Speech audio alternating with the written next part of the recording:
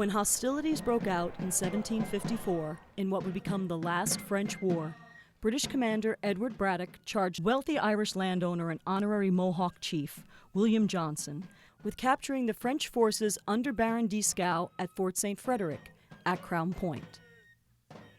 But Braddock and his army were slaughtered in the Pennsylvania wilderness. After defeating Braddock's attack in the west, the French captured his war chest, which included his war plans, his basic plan of action for the entire year. And that's when they discovered that there was an intended invasion of the Lake George, Lake Champlain region from the south to be headed by William Johnson. In August of 1755, General Johnson took command of a mixed force of British, colonial, and native forces at a new fortification at the bend in the Hudson River known as the Great Carrying Place, and named the new stronghold Fort Edward. Dieskau thought he saw an opportunity to make a preemptive strike, and he was going to go after Fort Edward, the major British base on the northern stretches of the Hudson River near Lake George. His native allies didn't like the idea of attacking a fort. The whole incident is brought about by the French allied Iroquois with Dieskau. Dieskau wanted to go and attack Fort Edward directly, and when he informed his Iroquois allies of this fact, they refused, and they told Dieskau that they were not going to do that.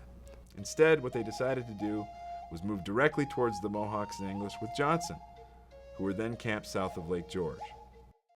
Early in their advance towards Lake Champlain on September 8, 1755, Johnson's 1,500 troops, along with 200 Mohawks under the command of Iroquois sachem King Hendrick, confronted 1,500 French, Canadian, and natives under the command of Baron Dieskau.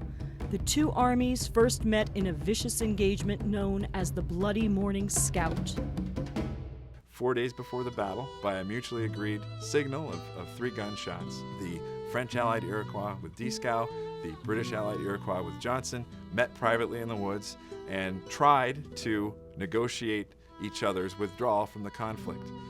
And the failure of the two sides to reach an agreement about mutual withdrawal leads to the situation we see on the 8th of September, 1755, when Daanogan, or Hendrick, rides on horseback out at the head of the British troops.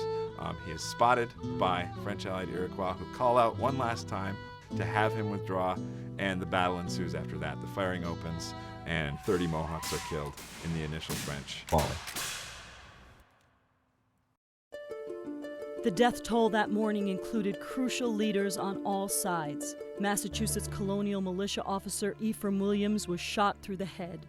Jacques Legardeur de Saint-Pierre, the partisan leader of the native French allies and Canadian militia, was also killed. But most costly for Johnson was the loss of his great friend and collaborator King Hendrick, who was allegedly pulled from his horse and killed by his Iroquois brethren from the north.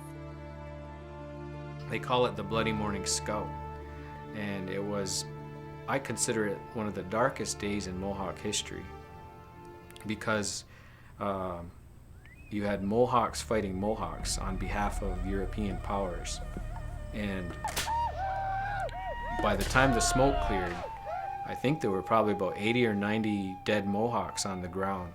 Iroquois fought against Iroquois, and some on each side fell. This is absolutely not what the Iroquois wanted to see happening. People have been playing dangerous political games, and they've been playing bluffs, and they've been pushing things, right?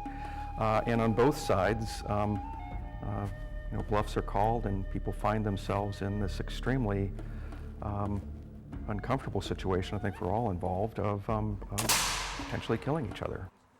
But the fighting that day was far from over. And so Dieskau turned and went a little bit north and attempted to make an attack on William Johnson's camp at the southern end of Lake George.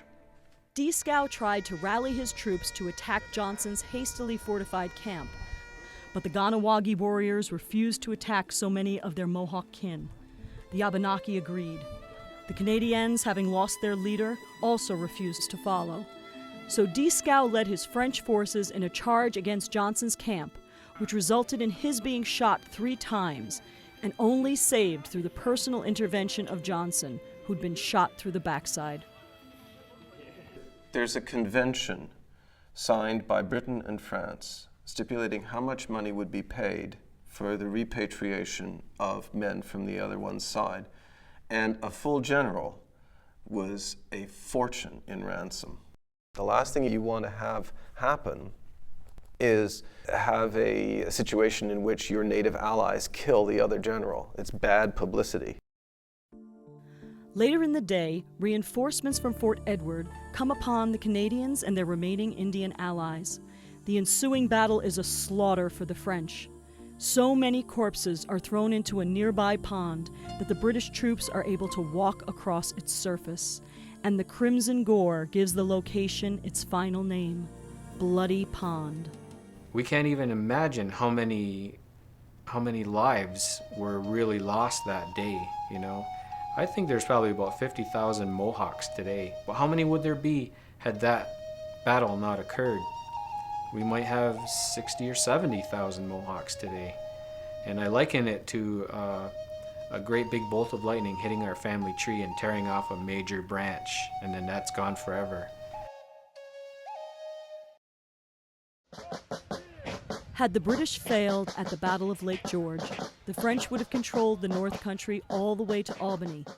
But Johnson's forces prevailed, although at a tremendous cost. And it was very much a high-stakes game for both the British and the Anglophile Mohawks to be able to get a victory and to be able to show everybody on both sides that this was an alliance that was going to work, and that the British and the Iroquois together could defeat the French enemy. And that's not exactly what happened. It's better to see this as a battle that's fought to a draw rather than a victory on either side. Following the unprecedented occurrence of Iroquois killing Iroquois in a white man's war, the Iroquois allies on both sides withdrew from the battle, some for the entirety of the rest of the war.